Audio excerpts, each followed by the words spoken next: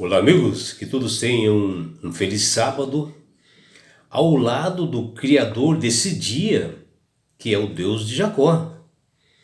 Vamos estudar a lição da Escola Sabatina e hoje, sábado 4 de junho, iniciaremos uma nova lição, que é a lição de número 11, que ela tem como título José, mestre dos sonhos.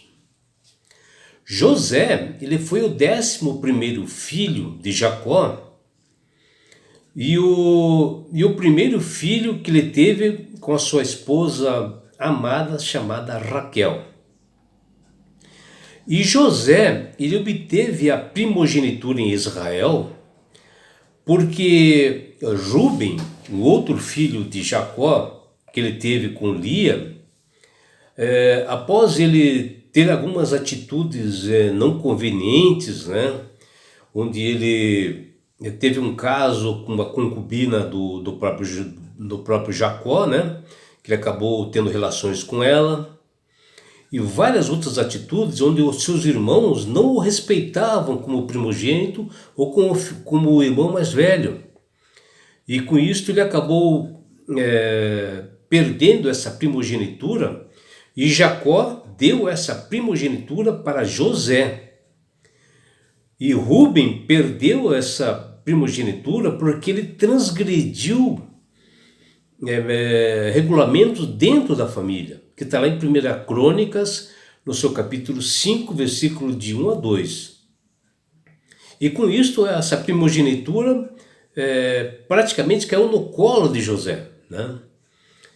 E além do mais, Jacó deu essa primogenitura para José pela sua conduta, pelo caráter de José, né? Pela dignidade que ele tinha, né? Embora ele não era muito bem visto pelos demais irmãos. E ele recebeu essa bênção de primogenitura do seu pai Jacó, que é muito importante dentro do povo de Deus. E ele era o filho preferido e ele cresceu assim. A era dos patriarcas recebe tal nome pelo fato, né, da organização dos hebreus estar fundada em torno dos patriarcas, né? Isto é que eles eram líderes assim de grandes famílias, que eles reuniam assim com diversas funções, sendo o principal ponto importante, ele era o sacerdote, o membro importante da parte espiritual da família. Ele era também um chefe militar, e este primogênito, né? Ele era também responsável pelos irmãos menores. E assim José é chamado, né, nas Sagradas Escrituras como um grande patriarca, assim como foi Abraão, Isaac e Jacó. E ele recebeu esse título, né, por ser o mais responsável pelos demais irmãos, principalmente, né, dentro da família, e também quando houve fome lá no Egito, né, onde ele cuidou dos filhos dos irmãos menores e cuidou do seu pai, que já estava idoso. E também não foi só isso, né? Ele foi inclusive o maior governante do Egito, sendo que Deus deu muita sabedoria para ele, porque ele era uma pessoa de muita comunhão com Deus, e ele pôde suprir as necessidades durante a fome que assolou o Egito. E com isto ele atendeu muitas famílias lá no Egito. Ele também era um líder assim, espiritual, uma pessoa de comunhão e comprometida com Deus. E seu nome foi marcado como um dos maiores governantes do Egito. E ele é reconhecido até hoje pelo cuidado e amor que ele tinha, né, por todas as famílias lá no Egito. E a família de Jacó, ela era assim contaminada pela inveja, pelo ciúme. era uma família assim muito dividida, né? Porque Jacó casou duas vezes, né? Com Lia e Raquel. Teve duas esposas. E teve filhos com as duas e teve filho com as concubinas também. E Ruben, o filho mais velho, né? Ele herdou assim sentimentos ruins, né, da sua mãe. E José, que era o filho assim, preferido de Jacó, quando ele estava assim com 17 anos, ele era assim muito trabalhador. Ele pastoreava, né, os rebanhos junto com seus irmãos, com os filhos, né, de Bila, Zilpa, né, e também de Lia, que também era considerada esposa de Jacó. E certo dia, José relatou para os seus demais irmãos que ele havia tido um sonho que ele iria dominar os demais irmãos, e a forma como ele contou e a forma do conteúdo afetou muito esses seus irmãos, né? Que ficaram irados, que está lá em Gênesis, no capítulo 37, versículos 6 a 8. E esse ódio foi se estendendo a cada vez mais. E principalmente, né, quando Jacó deu um casaco assim especial e definiu bem que o filho preferido dele era o José, porque era o filho da velhice dele. E José ainda teve um outro sonho mais comprometedor ainda, que está lá em Gênesis, capítulo 37, versículo 9, que ele também, né, contou para os seus irmãos, que ali dizia no sonho que o sol, a lua e as 11 estrelas, né, se inclinavam para ele, José. Ou seja, José era o líder de todos, onde seu pai o repreendeu imediatamente quando ele contou esse sonho. Está lá em Gênesis, capítulo 37, versículo 9 a 11.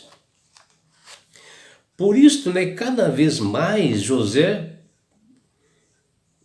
quando chegava assim perto, né, dos seus irmãos, eles diziam assim claramente uns para os outros, que está lá em Gênesis, capítulo 37, versículo 19.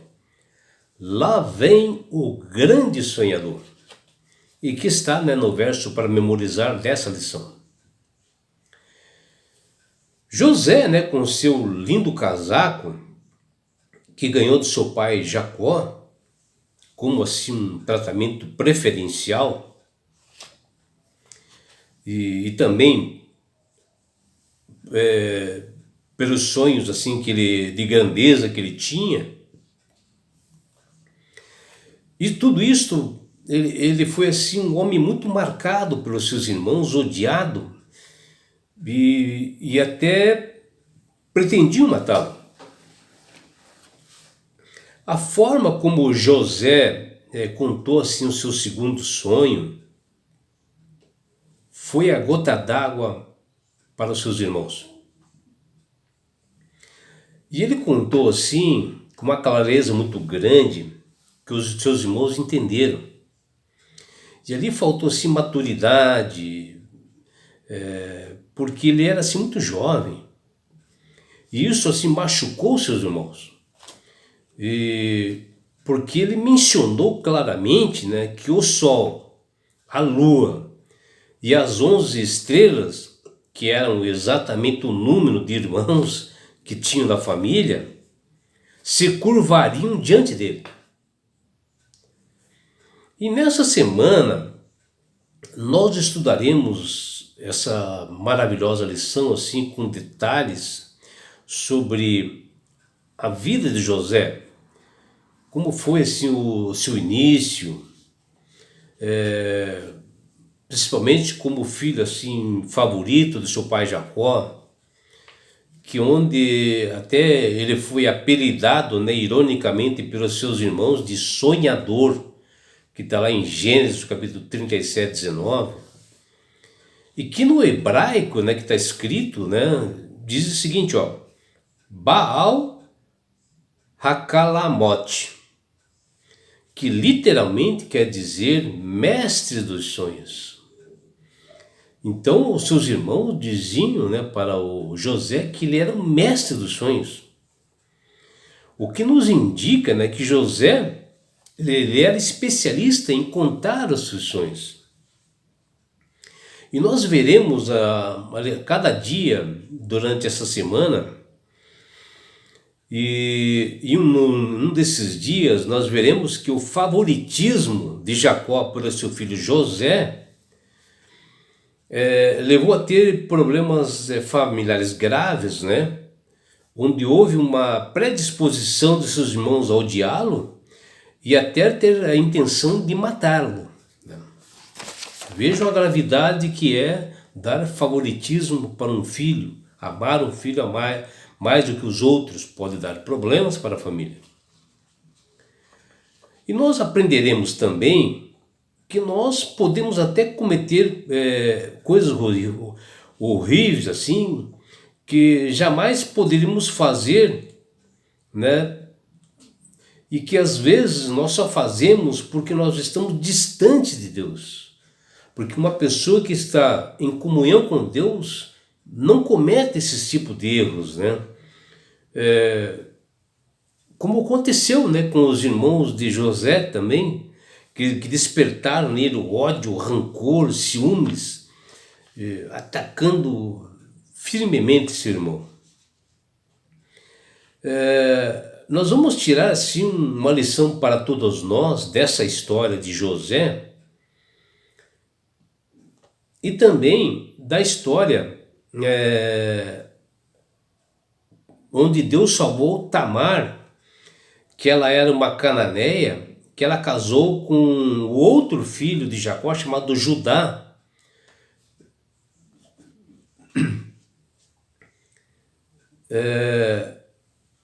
E vamos contar como foi essa história para todos nós, que experiência nós podemos tirar disso.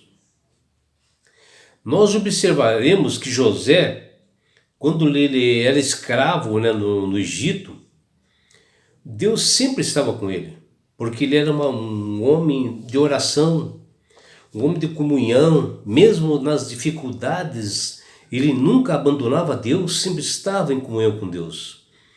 E assim Deus ia conduzindo a sua vida, e José temia cada vez mais a Deus e sempre fazia o melhor para a sua vida. Ele ouvia a Deus. Nós veremos e falaremos detalhadamente sobre os sonhos, né, do faraó e os sonhos dos oficiais do Egito, onde eles exibiram símbolos assim paralelos. Nós vamos detalhar sobre esse assunto.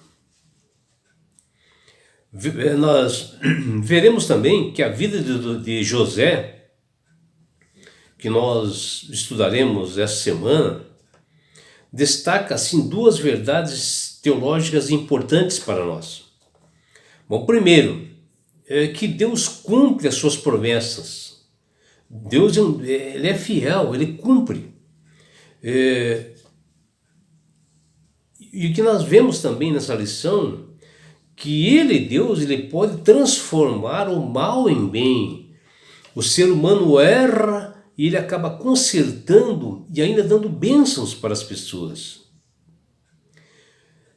E com a graça divina, José teve uma posição assim de mordomo, né, da casa do Potifar. Vejam o que ele alcançou, para se tornar chefe da prisão, e depois ele se tornou um dos maiores governantes do Egito, uma pessoa de confiança realmente do Potifar. Que história poderosa, não é, meus irmãos?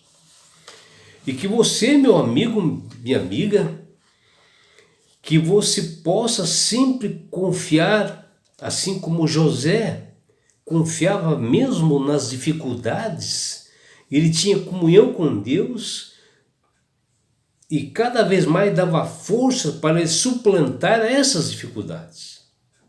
Que você possa aceitar a Jesus como Salvador e Senhor, que mesmo diante dessas dificuldades que nós temos nessa Babilônia que nós temos aí fora, você será salva, meu amigo, minha amiga, porque Jesus quer te levar para as mansões celestiais. E sabe por quê? Porque Ele te ama. Abraços do seu amigo João Carlos Amorim.